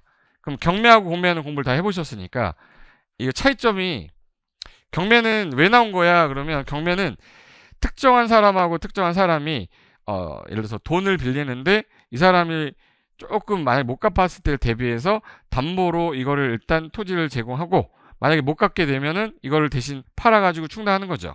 근데 이거를 팔려고 그러니까 못 파니까 법원에다가 팔아주세요라고 하는 거예요. 법원에서 그러면 우리가 경매로 낙찰받은 사람한테 돈 빼고 너한테 주겠다. 그게 경매인데, 공매는 달라요. 이게 영어로 말하면 퍼블릭 세일이에요. 공공기관이 매각을 하겠다. 현재 공공기관이 얘네들이 지금 현재 세금을 내야 되는데 안 내는 애가 있어서 고액 체납자의 그 자산을 갖고 와서 그 자산을 파는 거야. 팔아서 세금 충당하겠다. 그래서 정부가 야 이거 우리가 해야 되는데 자산관리공사 네가 좀 해줘라. 그래서 한국자산관리공사 캠코한테 그러면 저희가 사이트가 있어야 되는데요. 만들어. 그래서 만든 게 온비드예요. 그 온비드에다가 매각 자산 물건들을 다 갖다 올려놓고 입찰을 들어가서 낙찰을 받으면 그거는 이제 내가 낙찰을 받고 이 돈이 세금으로 충당이 되겠지. 그래서 만든 게 공매야. 그럼 결론 얘기해 볼게요. 경매 물건이 많을 것 같으세요? 공매 물건이 많을 것 같으세요? 응? 잘 봐. 개인과 개인 간의 채무 관계 때문에 나온 물건들이 많을까? 세금 안 내가지고 이거 징수해서 나온 물건이 많을까? 당연히 세금 안 낸 사람이 그렇게 많지는 않을 거 아니에요. 그러니까 물건이 어디가 많을 수밖에 없어요? 경매야. 그러니까 경매 같은 경우는 물건이 많지. 예. 물건이 많다는 얘기는 관심 분야가 경매로 쏠릴 수밖에 없어. 물건이 많으니까. 그러니까 응찰자 수도 많은 거예요. 응찰자 수가 많으니까 이거 경매를 모르는 사람은 나한테 컨설팅을 받아서 내가 바꿔줄게. 그러니까 컨설팅 정보 업체가 엄청 많아. 그래서 당연히 정보도 많아지겠죠. 근데 문제가 이게 문제야. 현장 입찰을 해야 되니까 현장 법원에 가보신 분 다 가보셨죠? 저는 항상 갈 때 느끼는 건데 내가 죄수가 된 느낌이야. 뭔가 좀 느낌이 삼엄하고 막 그러잖아. 근데 이게 직장인들 입장에서는요. 이거 하루 월차를 내고 가야 되거든요. 근데 가서 낙찰도 못 받았어. 3번 유찰되면 경매 경자도 듣기 싫어요. 근데 대부분이 1년, 2년을 경매를 공부했는데 낙찰 한 번 못 받고 책은 저기다 모아놓고 너 경매 낙찰 받은 적 있어? 그럼 없대. 왜? 낙찰 한 번을 받아본 적이 없으니까 공부는 했는데 써먹지 못해. 이것 때문에 그래요. 응찰자 수가 많아서. 근데 공매는 응찰할 물건이 많지 않기 때문에 사람들이 관심이 없어. 그러니까 응찰자 수가 적어요. 얘 응찰하는데 1000명이 왔어. 근데 얘 10명이 왔어. 확률은 어디가 높아요? 여기지. 예. 그러니까 공매는 낙찰률이 되게 높은 거야. 모르니까. 그리고 이 사람들이 물건도 적은데 내가 업을 할 수 없잖아. 컨설팅 업체가 없어요. 그래서 정보도 적은 거야. 대신에 명도는 내가 해야 되는데 아까 제가 토지는 명도가 어렵다고 안 어렵다고. 안 어려워요. 나도 이제 누워있으면 안 나가 이러면 끝나는 거야. 근데 얘가 간단한 게 또 온라인 입찰이잖아. 온비드라는 온라인 입찰이라 월요일날 입찰 시작해서 수요일날 오후 5시까지 면밀히 검토하고 엔터 딱 치면 끝나는 거예요. 그러니까 내가 만약에 해보겠다 그러면 공매로 시작하는 게 제일 빨라. 근데 사람들이 공매 안 하고 전부 다 어디가 있어요? 경매가 있으니까 좋은 물건을 많이 보긴 보지만 실질적으로 낙찰받는 경우는 더 적다. 왜? 응찰자가 너무 많아서. 그리고 선수가 나보다 10년을 더 공부한 선수들이 보니까 좋아. 내 눈에도 좋아. 이 사람이 이기지. 내가 어떻게 이기겠어요? 그러니까 이제 처음에 시작할 때는 소액으로 공매부터 시작해서 경매로 가도 된다라는 거야. 공매를 하라는 게 아니라 내가 뭐 자산이 많아서 있으면 경매 가도 돼요. 근데 그게 아니라면. 그래서 이거는 공매는 퍼블릭 세일이라고 그래서 국가 지자체가 국세 지방세를 납부하지 않아서 그 체납을 이걸 충당하기 위해서 한국자산관리공사한테 매각을 좀 해달라 맡겨놓은 거잖아요. 그러니까 국가 재산을 파는 거나 마찬가지라 퍼블릭 세일이라고 그러는 거야. 그리고 경매는 옥션이라고 그러잖아요. 채권자가 채권을 회수하고 싶은데 내가 못해. 법원한테 부탁해라. 법원에 임의경매 넣어가지고 가는 거지. 그래서 경매 주체는 개인이지만 얘는 국가 지자체가 공매 주체란 말이에요. 그러니까 권리관계에 있어서는 안정성이 있겠죠. 뭐 이거는 잠깐 본 거고. 자, 이제 소액의 범위. 이제 제가 사례를 보여드리기 위해서 제가 그 실무 강의를 할 때 농협 가서 한 적도 있고 국세청 가서 한 적도 있고 저기 어디야 LH공사 가서 한 적도 있거든요. 제가 다양한 사람들 대상으로 해봤잖아요. 소액이 얼마입니까? 이렇게 물어봤더니 내가 50만 원부터 시작했더니 아무도 손 안 들어. 왜? 눈치 보는 거야. 소액 100만 원 정도면 소액 투자할 수 있겠어요? 했더니 아무도 안 들어요. 그랬더니 어디서부터 들기 시작하냐면 1000만 원이 소액입니다 라고 생각하는 분들이 좀 많더라고. 또 3000만 원도 좀 많이 들었었어요. 근데 5000만 원은 안 들더라고. 소액이 아니라고 생각하나 봐요. 일반인들 봤을 때. 그럼 소액의 범위는 1천만 원에서 3천만 원 정도를 소액이라고 생각한다. 그러면 저는 이거를 정의할 때 어떻게 했냐면 내가 이 돈을 날려도 와이프가 이혼하자는 말을 안 하면 소액인 거야. 근데 만약에 와이프가 이혼하자 그러면 소액 아닌 거예요. 제 느낌에 딱 느끼는 게. 그럼 내가 이 돈을 날려도 된다라는 생각이 들었다면 연습하는 거지. 난 1,000만 원에서 3,000만 원짜리를 한번 해보겠다. 근데 얘가 나중에 땅값이 안 떨어질 거면 사도 되죠. 그래서 일단 제가 사례 하나 보여줄게요. 자, 1,000만 원에서 3,000만 원짜리 땅은요, 경매에서 낙찰 받을 수도 없고 물건도 없어. 1,000만 원짜리 딸이 경매가 나올 일이 있어요. 1,000만 원을 담보로 1,000만 원을 빌리는 사람이 어디 있어? 그냥 채무 권리증서 하나 쓰고 그냥 1,000만 원 빌리지. 그러다 보니까 경매보다는 어디밖에 나올 수밖에 없어요. 그래서 공매로 가야 돼요. 그래서 공매 가면 온비드 사이트 들어가면 이 사이트 내에서 처음 들어오면 우리가 부동산도 있고 여기 자동차도 파는 건 아시죠? 저 옛날 BMW 여기서 사려고 막 뒤지다가 안 샀거든요. 근데 약간 하자 있는 물건들이 많다고 그래서 소방차 살려다가 내가 포기했었어. 이천 소방서에서 나왔어요. 이게 동산 자산으로 나왔는데 그 1,500만 원에 500만 원짜리로 나왔더라고. 그래서 제가 어렸을 때 소방관이 꿈이어서 근데 그거를 사려고 딱 했는데 주차할 데가 없는 거야. 이걸 주차해 놓으면 불난줄 알 거 아니에요. 그래서 이걸 내 땅에다 갖다 놓을까 막 고민하다가 난 지금 부동산 보러 왔는데 왜 그래서 지우고 부동산 눌러보면 매각할 때 종류가 나오는데 얘 보시면 일단 로그인은 하셔야 되고 그 개인 정보를 넣어서 회원 가입을 하셔야 됩니다. 회원 가입이 되면 자, 이 상태에서 지도로 검색하는 게 있고 상세 조건 검색하는 게 있는데 얘가 또 좋아요. 상세 조건 검색이. 지도로 검색하면은 뭐 찾을 게 없어. 그래서 얘를 누르면 화면이 바뀌면서 여기 3개만 누르면 돼요. 나는 임대를 할 게 아니기 때문에 매각 체크한 다음에 전 토지, 아파트 하려면 여기 주거용 누르면 돼요. 상가하고 싶으면 상가하시면 돼. 저는 근데 토지 할 거야. 그럼 토지 체크하고 전체 누른 다음에 검색하시면 이제 화면이 떠요. 딱 누르면 자, 화면이 떴어. 화면 지워볼게요. 자, 화면 떴는데 자, 뭐 나왔냐? 자, 경서 3구역 도시개발사업 채비지 물건이 나왔어. 채비지는 사업하는 시행자가 사업비용 충당료로 하는데 중개사무소에 내놓지 않고요. 여기 캠코아에다 맡겨요. 걔네가 매각해줍니다. 그 자산으로 나온 건데 지금 얼마예요? 1,000억인데? 1,000억 보고 고민하실 거예요? 1,000억. 이걸 어떻게 사오지? 1,000억인데? 그러니까 이거 보는 순간 갑자기 하기 싫어져요. 아무것도. 그러니까 이거 하면 안 되고 여기 정렬 선택이라는 게 있어요. 그리고 10줄씩 보면 계속 밑에 번호 눌러야 되니까 이건 한 50줄로 바꾸고 정렬 선택을 할 때 최고 금액으로 찾을까? 최저 금액으로 갈까? 최저 금액으로 해야 돼요. 그러면 이게 좀 재밌어요. 이게 입찰 금액 낮은 순 하면 여기 15만 원짜리 나와요. 여기 경상남도 혹시 밀양 쪽에 관심 있으신 분 있어요? 난 밀양에 관심 있다. 밀양이 여기 지목이 전인데 79제곱미터면은 24평, 24평 정도 되는 거니까 딱 묘지짜리예요.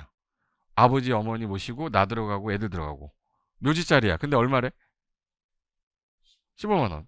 이거 100%라는 건 신건이라는 얘기니까 아무도 아직 한 번도 유찰된 적이 없는 거야. 유찰 영해. 그러면 이제 나 이거 마음에 든다 그러면 상세 이동 누른 다음에 제 입찰 들어가는 날짜가 있을 거 아니에요? 그때 난 15만 9천 원. 15만 9천 원. 너 보고 유찰됐다. 다음에는 20만 원 써볼까? 이렇게 해야지. 근데 처음에 15억짜리인데 낙찰을 받았는데 16억 썼는데 낙찰이 된 거야. 팔려고 내놨더니 14억에도 안 샀는데 인생 끝나는 거예요. 그러니까 높은 금액으로 연습하는 게 아니라 낮은 금액부터 등기가 어떻게 되는지, 소유권 이전 등기하려면 며칠 걸리는지 이걸 알고 시작해야 될 거 아니에요. 그래서 처음에는 물건들 뒤지다 보면 괜찮은 물건도 많아요. 여기 곡성, 이 곡소리나 이런 데는 들어가면 안 돼요. 이거 안동도 약간 별로.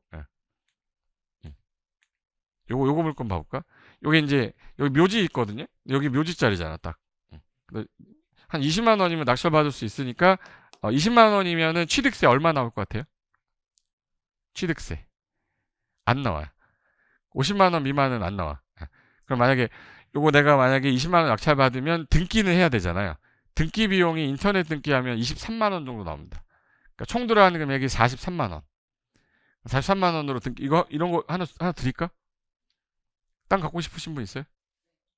하나 드릴까요? 등기비는 본인이 내야 되는데. 이게 재미로 하는 거지 이거를 투자로 하면 안 돼. 그 다음부터 두 번째, 세 번째는요 넓혀갈 수 있어요. 근데 내가 알아야 넓힐 거 아니야. 그 공부는 좀 해야지. 아까 우리 신임 회장님께서 말씀하신 게 부동산은요 잘하려면 한 번 잘한다 그 사람 평생 잘하는 거 절대 아닙니다. 공부하고 연구하고 계속 발전해 가는 사람이 오래 롱런하고 유지하더라고. 제가 25년 동안 있으면서 중개업 하시는 분 얼마나 많이 바뀌었어요. 제자들 몇십만 명일 텐데. 근데 롱런하는 사람이 그렇게 많지 않아. 근데 잘하는 사람은 이유가 있는데 꼭 잘하는 사람들이 공부도 잘해요. 연구도 하고 남들이 뭐 하면 빨리 가서 유튜브도 하고 막 이래. 근데 그거에 처지는 순간 오래 못 간다는 거지. 순서는 이렇게 되는데 이 순서대로 하는데 중요한 거는 물건이 나왔을 때 분석하는 게 중요한 거야. 이제 여기 임대 물건 나오면 버리고요. 여기 물건 보니까 어디 부산광역시 뭐라고 되어 있는지 보세요. 기장군 일광면이라 써 있죠. 자, 기장군이라고 그러면은 부산에서는 괜찮아요. 해운대 넘어서 바로 가면 기장인데 여기 옛날에 제가 18년, 19년도에 한참 기장 꽂혔을 때는 부산 특강만 가면 기장 갔다 왔거든요. 땅 보려고. 근데 그때 평당 가격이 100만 원, 120만 원짜리였는데 지금은 바닷가 보이는 데는 다 1200, 1300이에요. 지금 10년이 안 됐어. 5년, 6년밖에 안 됐어요. 1200, 1300인데도 매물이 없어요. 거기가 그 바닷가 보이는 라인으로 전부 다 그 무슨 전원주택 같은 거 막 전화가지고. 근데 거기 해당 토지인데 지금 몇 제곱미터예요? 2제곱미터. 임야니까 농지 취득 자격 증명도 필요 없어. 이거 임야였으면 포기해야 돼요. 서울에서 취득 못 합니다. 그럼 토지 2제곱미터니까 한 평이 안 되죠. 근데 지금 얼마냐면 41,000원이니까 요거 확대 한번 해볼게요. 이게 어느 땅이냐? 요 땅이에요. 요 땅. 여기 이제 2제곱미터니까 한 평이 약간 안 되는데 중요한 건 요 라인으로 다 건물 짓고 있거든요. 그러니까 이 라인 쪽 보는 데가 지금 대부분 평당 1,000만 원 넘었단 말이야.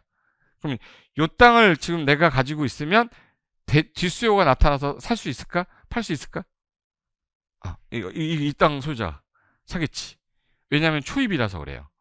건물을 지으면 보통 우리가 이 건물에 들어가려면 이쪽에서 오면 이렇게 왔다가 드래프트에서 들어갑니까? 또 전문 용어 써서 모르겠나? 드래프트라고 자동차가 가다가 휙 꺾는 걸 드래프트라 한다고 그래요. 그럼 저 멀리 가가지고 돌아서 일로 들어올 거 아니에요? 근데 들어올 때 여기를 피해야 되잖아. 그러니까 여기 피하면 이렇게 들어가야 돼요. 그럼 초입으로 바로 들어와야 될 거 아니야. 못 갖고 여기를. 그럼 이 땅은 이 사람이 사야지만 건물 지을 때 편하고 만약에 내가 저걸 나중에 팔고 싶다 그러면 여기다 철조망 같은 걸 이렇게 치면은 초록 색깔로 되는 거 2제곱미터면은 한 25,000원에서 3만 원이면 사요. 그래서 철조망 갖다 놓고 옆에다가 이렇게 타인 토지의 소유임, 출입을 자제할 것, 출입에 따른 민형사상 책임은 본인에게 있음. 딱 써놓으면 지나갈 때마다가 민형사상이 보여요. 이 사람 입장에서는 이거 사야 되지. 뒷수요 있다 없다? 있어. 그러면 언젠가는 팔 수 있는 거야. 근데 저걸 내가 못 팔았다고 내가 부자가 된 거야. 거지가 된 거 아니잖아. 그냥 갖고 있는 거지. 그러니까 저런 게 있다고 저도 되게 많아요.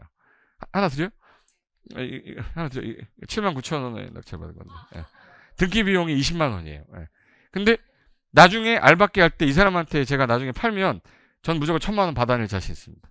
1,000만 원 안 주면 저는 무조건 안 팔 거야. 그렇다고 해서 내가 뭐 사기를 친 것도 아니고 저 사람이 필요한 거니까 수용을 하거나 아니면 당신이 필요하면 사가라 이거지. 안 사면 어쩔 수 없잖아 저 사람은. 근데 만약에 여기 산속에 있는 땅이었으면 이건 안 샀죠. 이 땅은 얘가 살 거니까 뒷수요가 있으니까 사도 된다 이런 뜻인 거예요. 게다가 임야니까 농지증도 필요 없어서 입찰 들어서 낙찰 받으면 인터넷 등기하니까 갈 필요도 없어요. 차비만 한 2, 30만 원 들어. 등기 비용 나오잖아요. 그러니까 인터넷 등기 신청하면 여기 서초구에 있는 법무사 사무소에서 다 알아서 해줍니다. 20만 원만 내면 다 알아서 해줘요. 이 물건은요. 이 물건은 저기 충청남도 아산은 밑에 임대라고 돼 있으니까 저는 소유권을 가져오고 싶은 거지 임대하고 싶은 게 아니니까 버린 거야. 근데 보니까 인제 강원도 인제인데 답으로 돼 있어. 농지증 안 나옵니다. 버려. 근데 요거 뭐야? 전라북도 익산인데 임야죠. 33제곱미터면 10평이거든요. 그리고 여기 보니까 지금 현재 금액이 22만 8천 원이에요. 제가 이거 왜 갑자기 낙찰을 받았냐면 그때가 2018년인가? 19년? 몇 년인지 기억이 안 나는데 부산에서 그 1년에 한 번 전체 그 카페를 관리하는 카페 관리직인데 1년에 한 번 고급 어떤 호텔 가가지고 큰 행사를 한대요. 그때 강의를 좀 해달라고 토지는 저거 하고 아파트는 빠시용이 하기로 했고 상가는 정일이가 하기로 3명이 하기로 했거든요. 3명이 하기로 했는데 저거로 주제를 뭘 줬냐면 10만 원으로 땅 사는 거를 하는 거를 가르쳐 주는 걸 해달라는 거야. 그래서 저 10만 원으로 땅을 사본 적이 없는데요? 그랬더니 사시면 되잖아 그러는 거야. 그래서 나 그 땅 사서 그 강의하라고 땅 사라고 했더니 이분이 에이 그런 거는 한번 해보는 것도 괜찮지 않아요? 이러길래 뭐 제가 지금 저거까지 강의할 시간도 없고 못할 것 같다 했더니 이분이 또 페이를 세게 준다는 거예요. 그럼 페이 세게 주고 무슨 호텔 뭐 하나 파라다이스인가 뭐 하나 잡아준다는 거야. 그래서 그럼 잠깐 내려갔다 좀 쉬었다 올까? 그 생각이 또 들어서 그 소액으로 사는 경매 물건, 공매 물건 취득하는 걸 해야 되니까 3개월 남았으니까 빨리 등기 전 해야 될 거 아니야. 제가 안 한 거 갖고 저는 강의를 못 하니까 남의 거 갖고 하면 저작권에 걸리는 건 알죠. 제 물건을 해야 되니까 그때 맥주 먹다가 내가 이거 썼는데 얼마 썼을 것 같아 이거? 제가 2,000원 더 썼어요. 23만 원 썼어.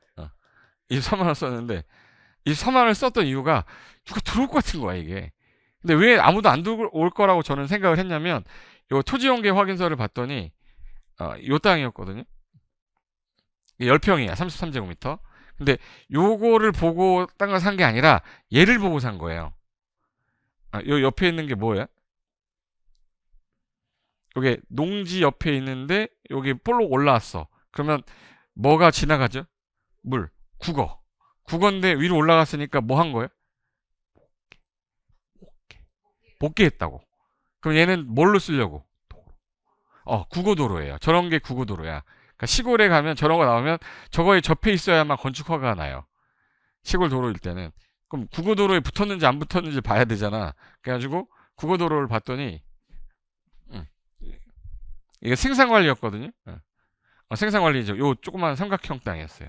근데 요 놈 있죠, 요 놈. 요 놈이 국어예요. 국어. 이거 아니라고 그랬지. 국어라고 해서 또랑이에요. 그러니까 5m가 넘으면 하천이라고 하고요.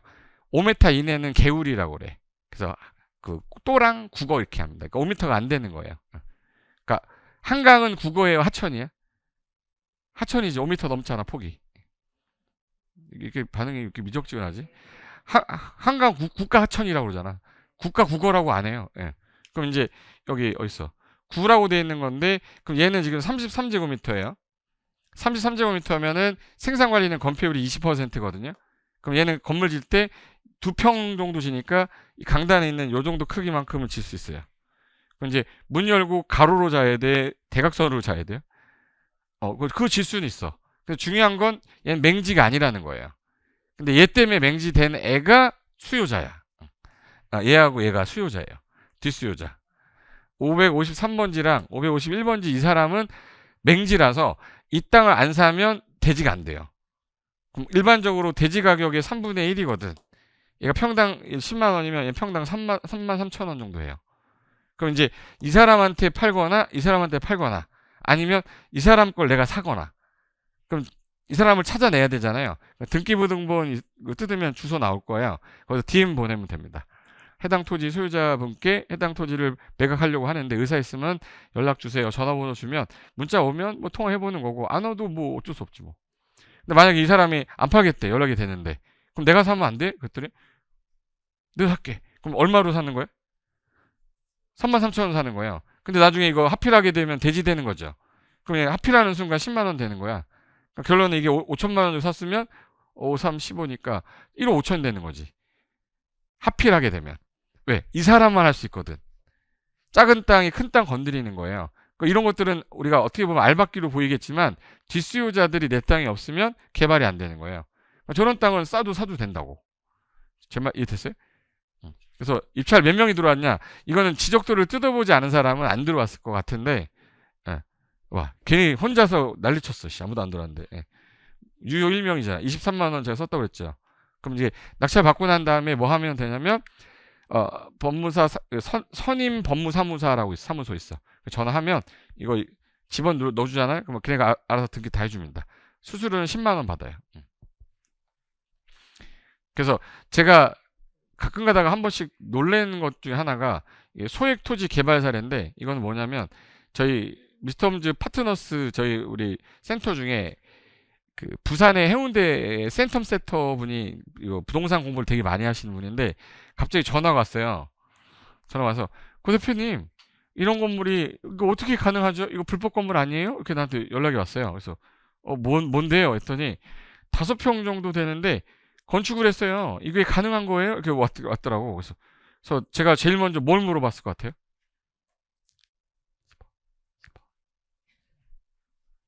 이거 물어봤는데 이거. 집원 물어봤어요. 그럼 집원을 물어보면 제일 먼저 뭘 보겠네? 토지용계 확인서랑 그리고 해당 그 지역에 다음 지도 들어가서 로드뷰 봐야 될 거 아니에요. 그래서 땅을 봤더니 요 땅이었거든요. 요거 5평짜리야. 지목은 전으로 돼 있었고요. 요 땅. 이 아파트 단지의 끄트머리 가면 여기 살짝 이렇게 들어간 거. 느낌 딱 왔죠? 옛날에 이거 알박기 하려다가 애들 열받아서 안 사버리고 아파트 진 거야. 딱 느낌 왔잖아. 그럼 이게 여기가 지금 현재 건축이 되냐 안 되냐를 제가 아까 따질 때 건축이 되냐 안 되냐 따질 때 아까 제가 용도지역 보라고 그랬어요? 지목 보라고 그랬어요?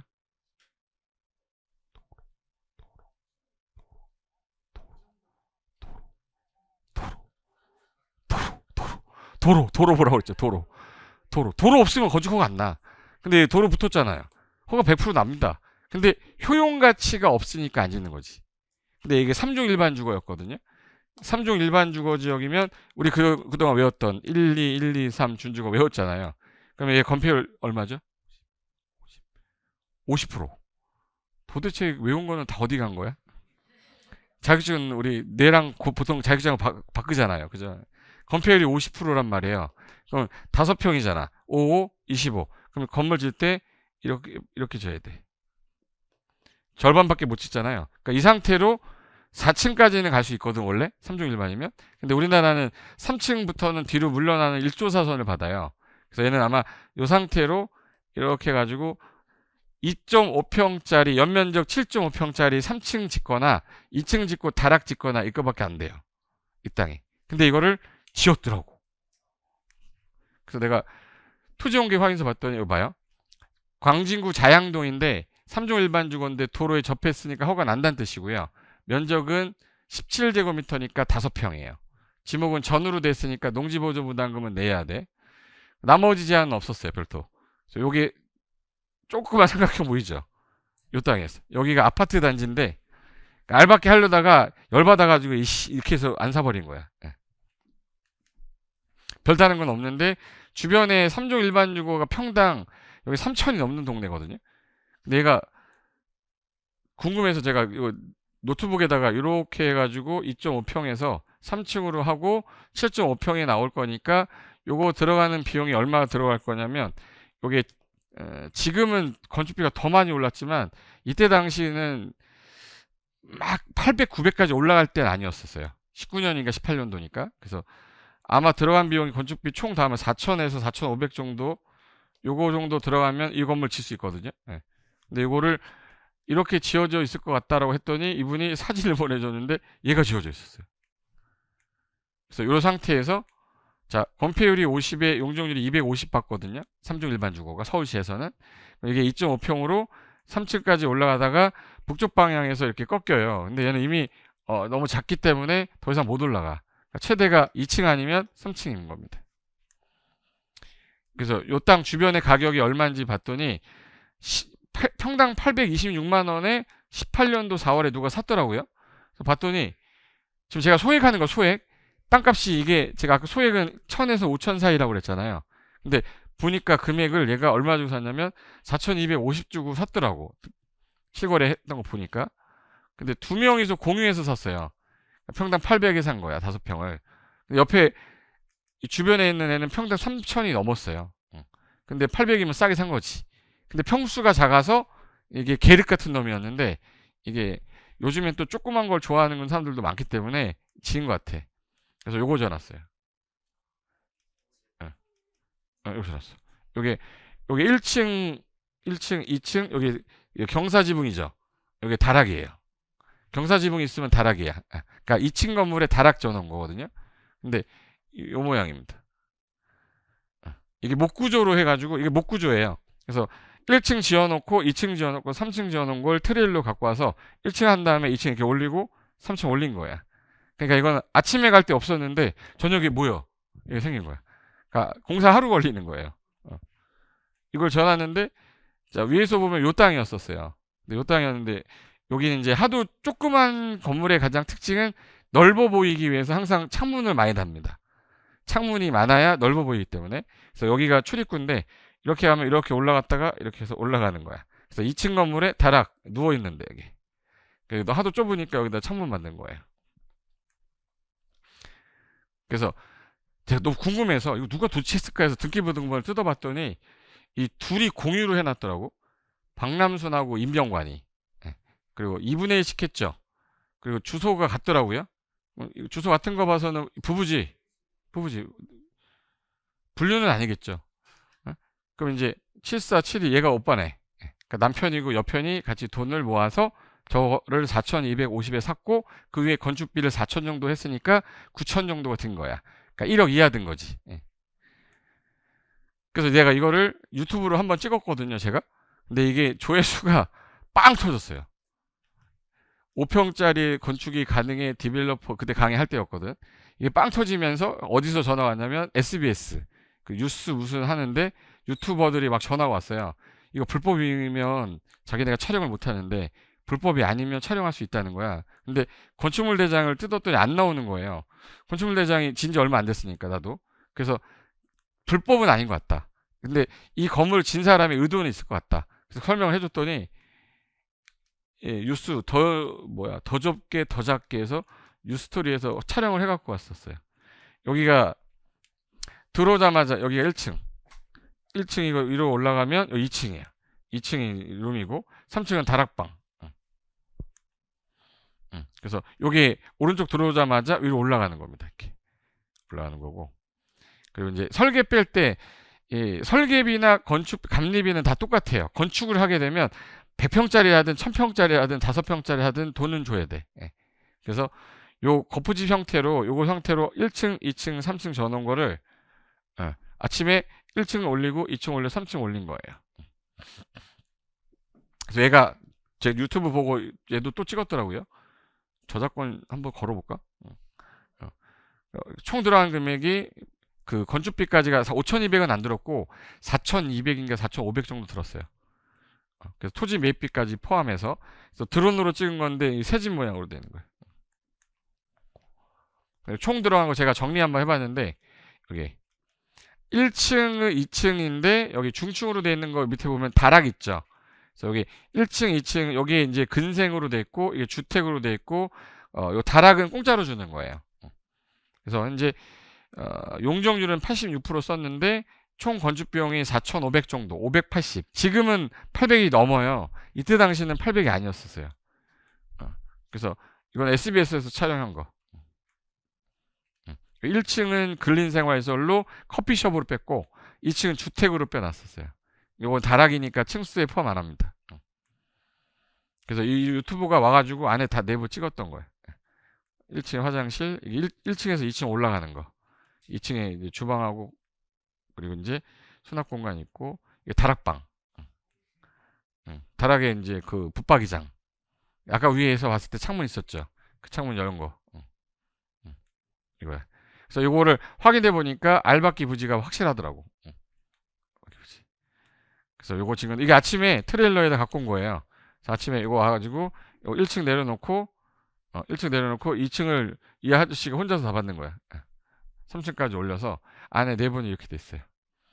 그리고 나서 이거 찍고 난 다음에 제 수강생분들 중에서 한 분이 카톡이 왔어요.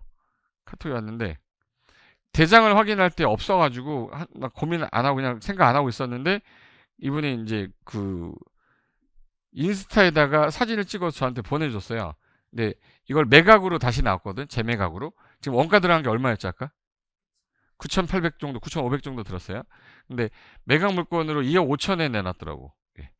상가주택에서 매매 2억 7,500 이걸로 내놨어요. 그럼 이제 얼마 먹겠다는 얘기예요? 1억 7천 먹겠다는 얘기잖아. 근데 제가 얘기했잖아요. 조그만 땅이라고 우리나라에서 벌어진 땅이지만 수익은 나올 수 있다고. 제가 그냥 원형지 상태일 때는 저게 800이지만 건물을 지어 놓잖아요. 대지 가격으로 매각 가능하거든. 그럼 3천만 원이 아니어도 평당 2,500으로 받을 수는 있어요. 그럼 5평이면은 2,500만 해도 얼마야? 자기가 땅 산 거 이상 나온 거라고. 그러니까 그러니까 저는 뭘 말씀드리고 싶은 거냐면 중개를 하다 보면 저런 물건이 나올 때도 있을 수 있어요. 그럼 쓰레기라고 던지지 말고 잠깐만 갖고 와보세요. 보고 괜찮은 물건이면 내가 한번 도전해보는 것도 괜찮아. 왜? 세상에 제일 좋은 물건은 제일 먼저 받는 사람이 공인중개사예요. 물건 우리가 제일 먼저 받잖아. 근데 이 물건을 누구한테 주다 보니까 이 업자들 중에 괜찮은 애들이 이거 싹 가져가는 거잖아요. 그렇게 다 보려고 해주고 우린 계약서에서 10만 원 받고 이게 누구 좋으라는 일을 하고 있는 거야. 내가 좋은 일을 안 하잖아요. 그래서 투자자 입장에서 땅을 보고 내가 저거를 샀으면 어떻게 이용하겠다를 알고 있으면 매수자한테 내가 컨설팅하는 게 되게 자연스럽게 나오는 거라서 그래서 토지는 공부하라는 거예요. 그래서 지금 이거 임대 놓으려고 여기는 전주 근생을 놨는데 이 사람은 부동산 공부를 약간 덜 했던 게 1층을 아까 뭐로 빼놨죠? 건축물 대장을 봤더니 1층을 근생으로 빼놨고 2층을 뭐로 뺐어요? 단독주택으로 뺐죠. 이게 잘못한 거야. 주택수에 포함되잖아요. 그러니까 저건 둘 다 근생으로 하고 불법으로 쓰든가 했어야지. 그죠? 주택으로 해야 될 게 아니라 얘는 근생으로 해놨어야지. 세금 때문에. 그리고 하나 더 있어요. 얘가 주차장이 문제잖아.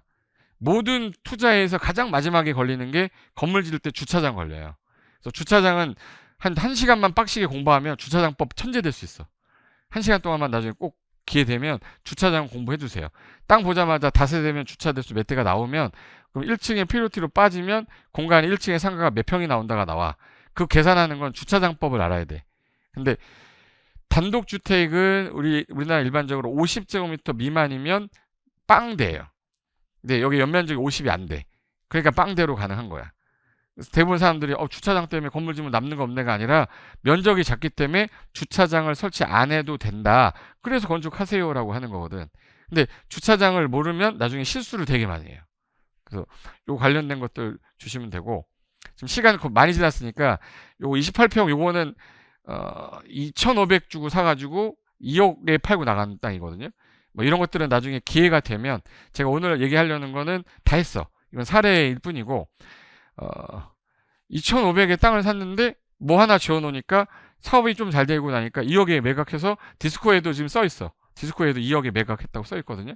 근데 저런 물건이 나올 수 있는 거는 제가 소액이라고 1,000에서 3,000 사이지만 2,500 주고 산 거지만 2억이 될 수도 있단 말이야. 그게 5년이 안 된 상태이기 때문에 그래서 처음부터 내가 도전할 때 높은 금액으로 하지 마시고 소액으로 한번 시작해보고 나서 재미가 느껴지면 하나씩 업데이트하면서 자산 늘려가는 거예요.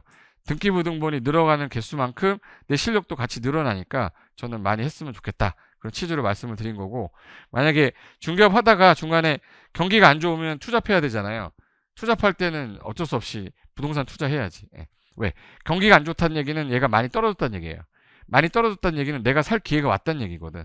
올라갈 때 투자하면 안 되잖아. 하락시장일 때는 오히려 투자를 좀 할 물건을 찾아야 되고 상승기 때는 계약서 써주고 나는 이미 샀던 거 팔면 되는 거고 그렇게 해서 순환 구조를 잘 갖춰 가시면 그래도 내가 이 업을 하면서 지겹지 않고 좀 재밌게 할 수 있을 거라고 생각이 들어서 말씀을 드렸고 다음에 기회 되면 또 다른 자리에서 저는 뵙도록 하겠습니다. 자, 수고하셨습니다.